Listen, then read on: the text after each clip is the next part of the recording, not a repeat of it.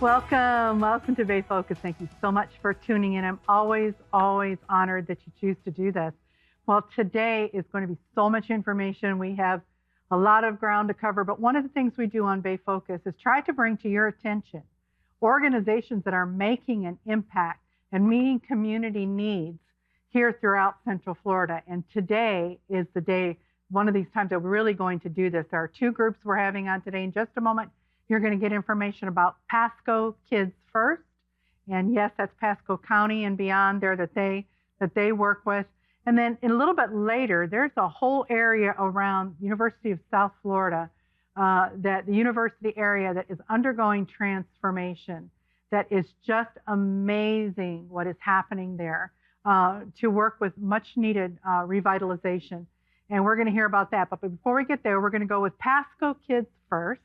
And we have Maria Hickson with us, who is Director of Development. Welcome, Maria. Thank you for having me. Great having you on the show. And, for our viewers that, never heard of it, obviously this involves children. Yes. So we want you to explain that. But what is Pasco Kids First? So Pasco Kids First is a private nonprofit, and we are one of 26 child advocacy centers in the state of Florida.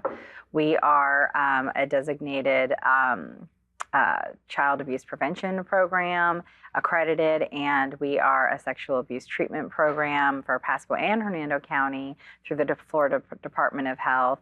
And so we do a multifaceted approach of child abuse prevention, intervention, and healing. Yeah, and there's a variety of ways that you do this. Yes. So important. And we're going to talk about some of these and how our viewers can help. But you have a four-pronged approach. You have something called Healthy Families. What is that? Yeah. So the way I describe Healthy Families is our abuse prevention and parent engagement and home visitation program. And it serves as kind of an upriver abuse prevention program. Typically when children and families are enrolled in this program, there's 98% of new reports of abuse or neglect, 100% of connecting to medical providers. They serve close to under 400 families every single year and over 500 and something children, multiple children per. So enrolled pregnant mothers are taken in, and the program is 5 years. And what it does is they go in for family visitation to their homes individually. Every single week they have a home visitor. They have someone that comes in and does parental training through an actual curriculum on their tablets with the parents. They show them ways to create safe, nurturing environments.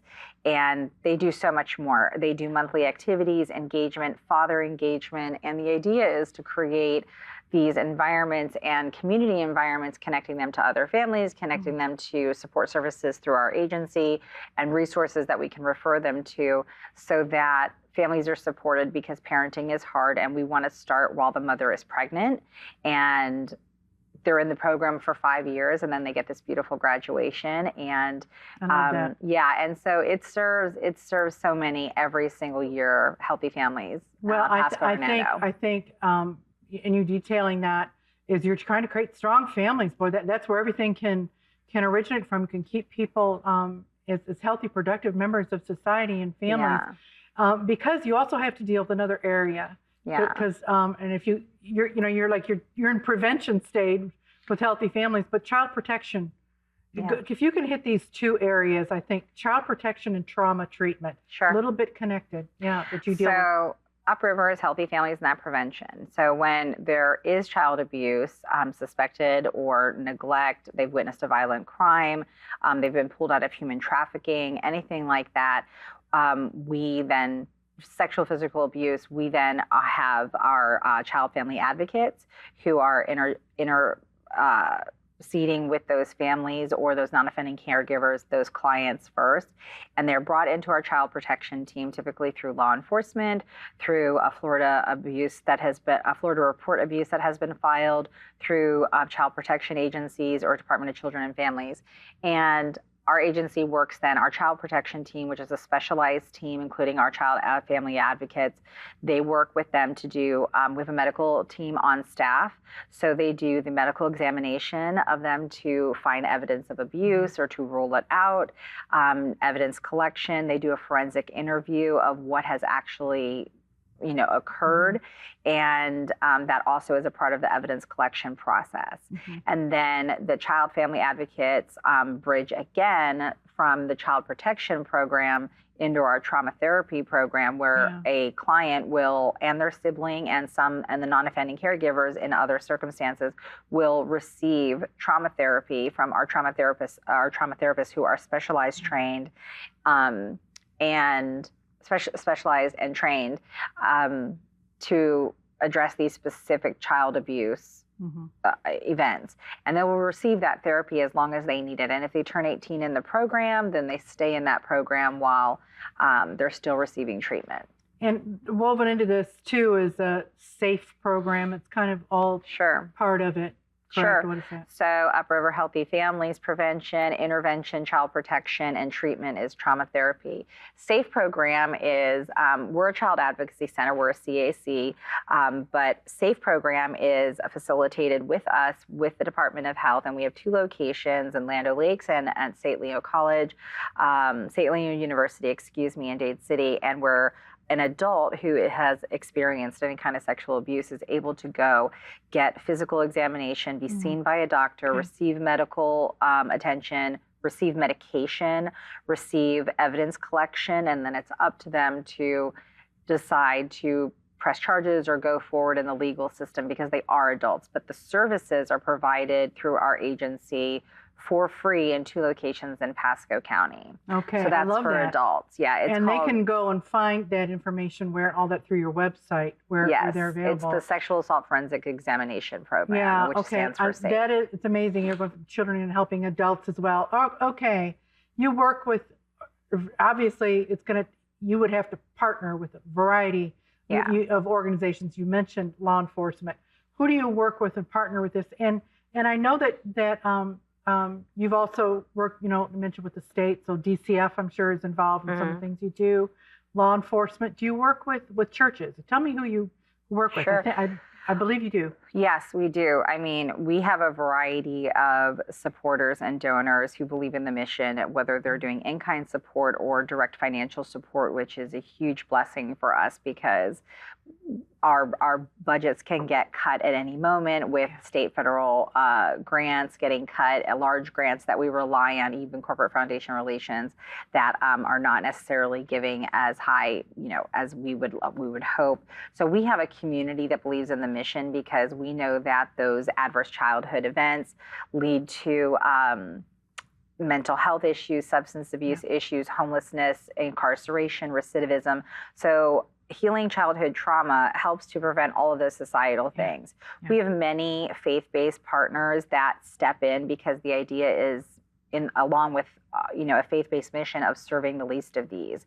And these are the least of these. When we see these children and adolescents coming in under abuse and neglect circumstances that are just horrific to see, we have people that step in and believe in the mission of stopping childhood trauma now and helping it for what it becomes and changing the future and the trajectory of those children's experiences, including their families and siblings. So it's so vital to have. All right, if anybody's watching right now that they feel they could use the help that you provide, what should they do? If they may know of somebody, know a family, know a child, know a situation, or may need help themselves, what do they do? At any time in Florida, every adult is a mandatory reporter. You are to call the Florida Abuse Hotline and report anonymously, either online or on the phone, suspected abuse, and let authorities take it from there. We eventually get trickled down. We've had over 5,700 reports of abuse in 2024. Those are our stats from last year. And that is a way to initiate help for other people. For themselves, there are times where they can do self-referral or they can reach out to our agency directly and ask to speak to a child and family advocate so that our two, and they're both bilingual. We have 2 amazing child and family advocates that will work with them and bridge them into the services that they should need or qualify for in our agency. And our agency does not work on a sliding scale. There's no insurance. It's completely free. Oh, that's we great. are a nonprofit, so there is no fee for service. So that's how they would get in contact with us. Can our viewers also donate, contribute? Yes, support is a humongous thing. On our website, PascoKidsFirst.org, all spelled out. If you go right there, there's a donate now button right on the front of our webpage, and you can go to our Facebook page also. There's contact information. You can send checks directly to us, or you can donate online. So that helps bridge the gap for a lot of financial needs that we have, that grant line items simply do not cover, that we rely on the community and the faith-based organizations to step in and help us. All right, and we have just a brief amount of time left. What's your greatest reward in doing this? I mean, you work directly with people that come. How rewarding is this for you? It's one of the best roles that I've ever had in my career, and that is because I watch the specialized teams help turn the lives around of children and change the future of families, put them in safe places, and we're changing complete outcomes for these children and adolescents. Their siblings who have also witnessed that may not have experienced it, and their family members who are also traumatized by what has happened within their family unit. Yeah. So it's rewarding to see that we're making a difference, we're changing lives, we're changing futures, and we're changing our community as a result. I love this. Thank you, Marie. We're going to end on that note. Thank you so much for coming. Wow, what an incredible organization. And we're going to put on the screen again how you can contact them in any way that you can help Pasco Kids First. Completely all-encompassing. They cover every area to help families, to help children, to help adults. I love letting you know about organizations like this. So let's take a look, a little more information how you can reach them, and we'll be right back with more Faith Focus.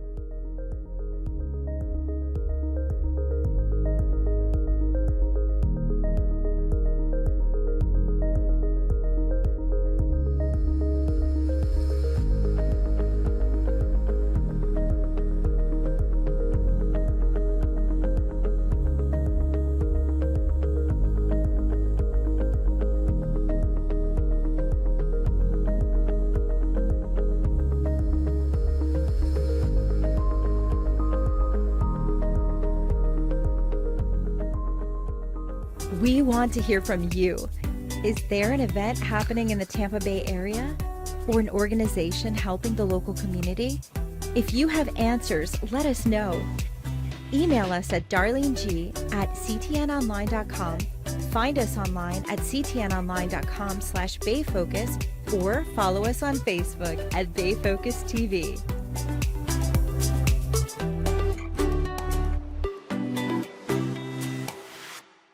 Well, we're back, and we are going to introduce you to another organization here on Bay Focus that is just so fascinating to me what they're doing. It is called the University Area Community Development Corporation, known as University Area CDC. And we have the Erica Moody with us, who is the Chief Community Development Officer. Welcome, Erica. Thank you so much for having us. Good to have you here on Bay Focus. And that is a long name for an organization that is going to be known, the area is going to be known to a lot of people, but tell us what this is, bitch. You're out by the USF area and what you do and why. Absolutely. Thank you for asking. We're so happy to be here. And we're here with the University Area CDC. We're a 501c3 nonprofit right next to the University of South Florida. So we have the student population, but then we also have an at-risk population that surrounds the area that needs resources and opportunities. So we meet residents where they're at in life and see how we can help lift them up and revitalize the community. We do that through a multitude of different ways of programs and things we'll get into today. Which we're going to talk about. You know, this is an area too that has needed revitalization.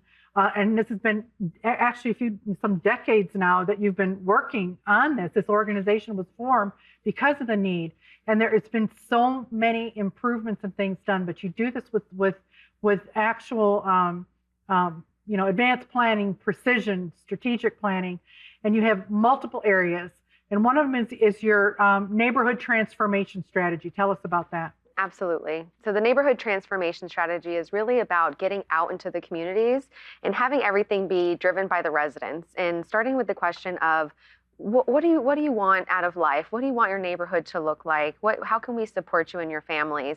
And collecting all that information through community engagement. So then our decisions as an organization are driven by the community, empowered by the community. And we've been in existence for over 25 years, but it's taken that long to establish such a strong relationship and build trust with the community so that we know that the things that we are providing are actually meeting the critical needs. Which is actually, I know we have some of these other areas, but you've actually done building projects. You've done various things. You've done community center. Yes. Things that are available.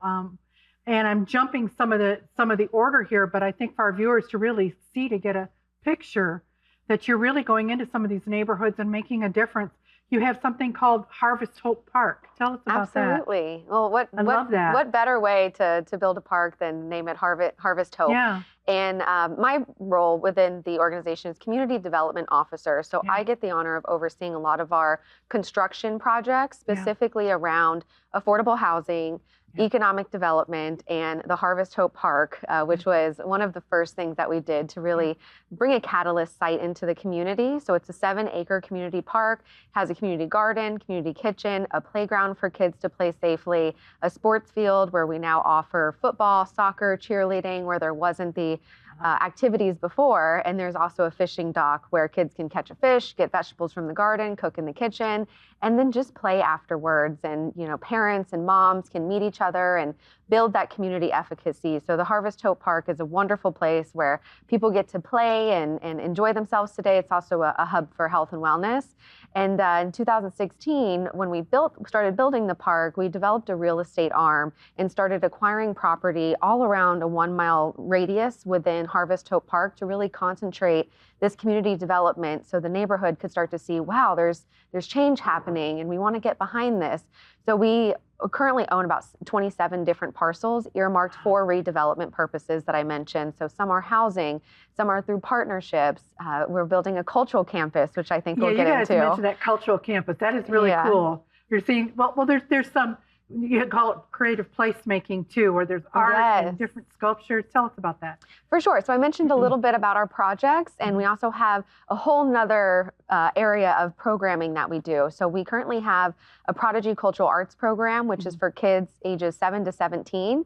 And it's funded through the Department of Education. The Department of Juvenile Justice also supports it. And it's a way to get kids in positive activities after school through the arts. So we have music classes, painting classes, breakdancing classes. So it's always fun to see the kids enjoying the community center. So that's our Prodigy Cultural Arts program. And the more that we had activities for the kids, the adults wanted to participate in art as well. So we also offer adult art programs. And then we also just have talented individuals in the community. So we've organized all of the local artists into a group called the University Area Artist Collective. And basically our goal is to paint anything and everything and make the community vibrant and colorful. And you'll probably see as you drive around more of it. I thought, yeah, beautiful. And murals, and those are just really taking off, where you're like, wow, that was just a blank wall before, but now it's a beautiful mural or a sculpture. So as you drive around the university area, you'll see a lot of color and art, and just a way to enhance community pride and show off and interact. We see people taking pictures with the art and just having pride in their own community. I love it. I love it. When I saw that, I went, I'm not, I have not seen this. I am going to go over and take a look at this. It's so cool. Sounds so great. All right, Absolutely. You have, and you go ahead and fill in the blanks if I haven't, but I feel we've hit some of the basic things you do, but you guys are not done. You have things planned for the future, including working on, I love this housing side of what you do, and you're concerned about veterans. So tell us what some of the future projects are too. Absolutely. in addition to the Prodigy program, we also have a Steps for Success program, which is our case management. We have Get Moving, health and wellness, mind, body, and soul. We have an Invest Workforce program, and we're really looking at ways to bring these services into the community and have them everywhere so people can just get outside of their doors and walk to these resources. So that's really the neighborhood transformation strategy.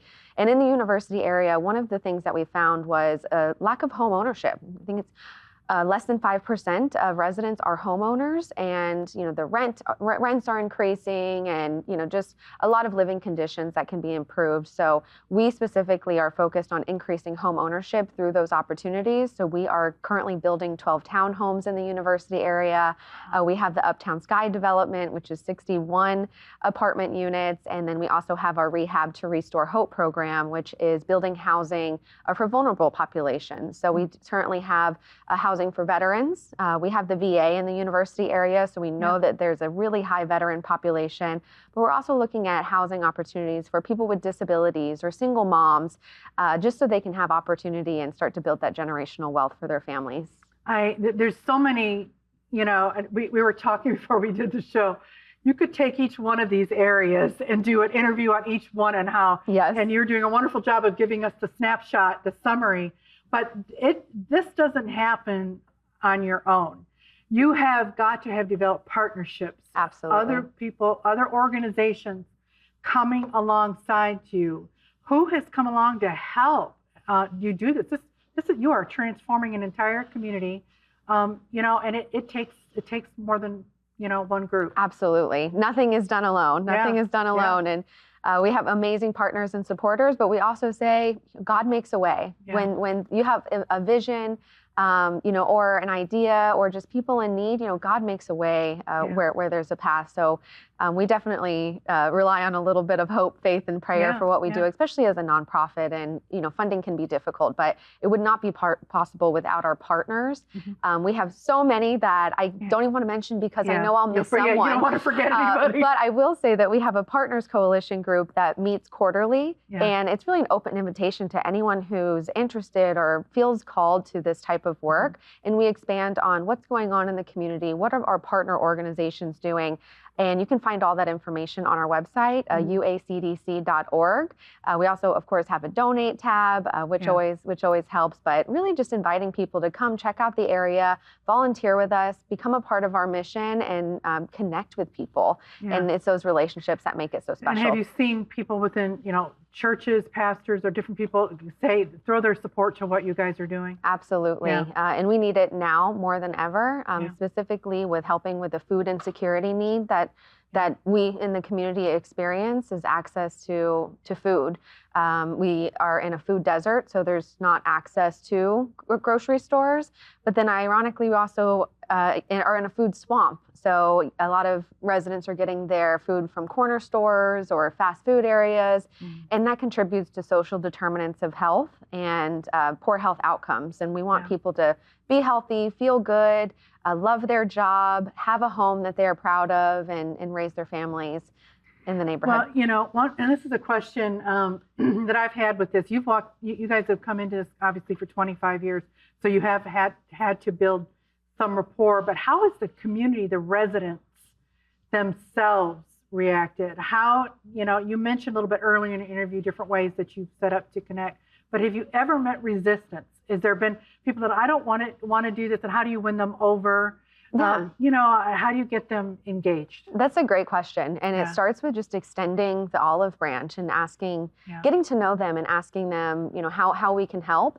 And I always say it's important to listen, but then it's also important to build that relationship and follow up and provide the resources and connect them to some of our partner institutions. If it's something that we can't provide, there's partners all over that can help with that resource. So building that relationship, building that trust, and we're not doing it for the organization. We're doing it for the community. And we always say, we're trying to put ourselves out of a job. We want a healthy community where the community center isn't needed. So they really adopt and take ownership over the work that we're doing. And I love that. We do it hand in hand. I love that. I love it. It's all about relationships. If they know what your motivations are. Okay, we just have about a short amount of time left. I want you to let our viewers know how they can help. What ways can they help? Absolutely, absolutely.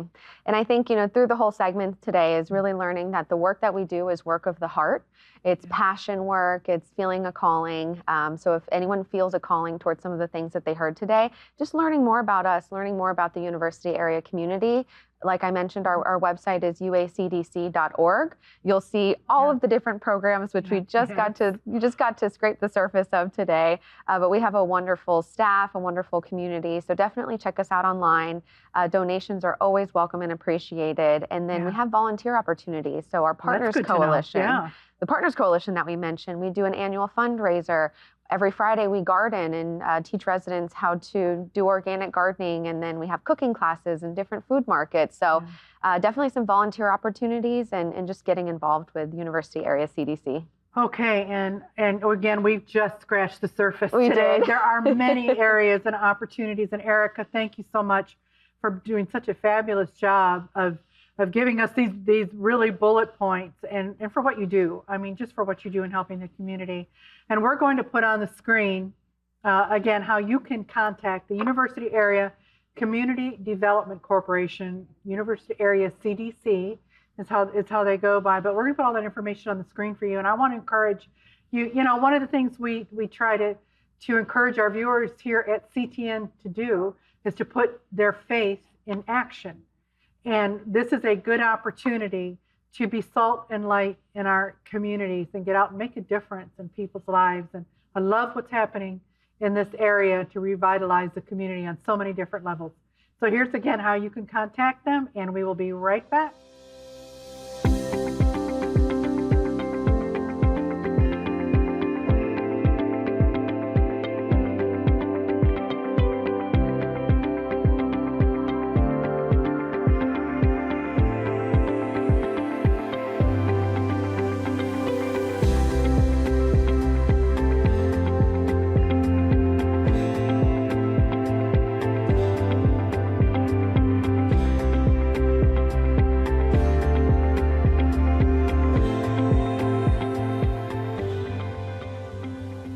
Well, I want to thank my guests today. What an incredible learning experience it's been to see what's going on.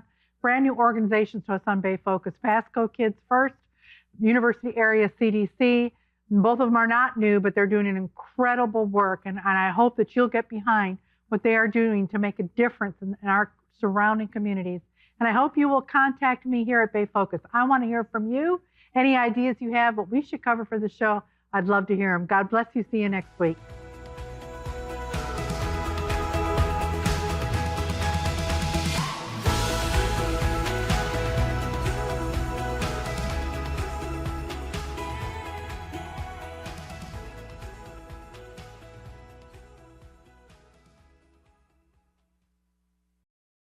For over 20 years, Bay Focus has taken you behind the scenes of Central Florida ministries, community organizations, and local events.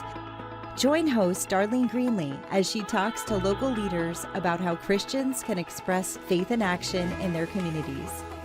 Tune in on Wednesdays and Thursdays on CTN Greater Tampa Bay or watch on demand at ctnonline.com/bayfocus.